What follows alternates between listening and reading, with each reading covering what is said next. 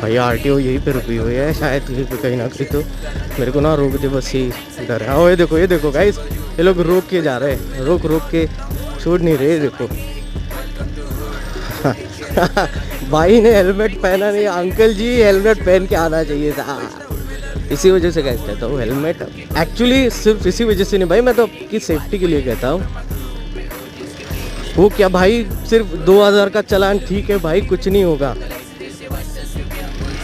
But अगर आप लोग यार जान से जाओगे तो फिर ज़्यादा है ना प्रॉब्लम, क्योंकि अपनी सेफ्टी ज़्यादा इम्पोर्टेंट है गाइस, किसी भी चीज़ से, चालान से भी ज़्यादा आपकी सेफ्टी मतलब बहुत ज़्यादा इम्पोर्टेंट है। इसी वजह से हेलमेट पहनना चाहिए, ना कि पुलिस पकड़ती है, आरटीओ छोड़ती नहीं, इसी वजह से मैं नहीं बोलता हूँ कभी भी।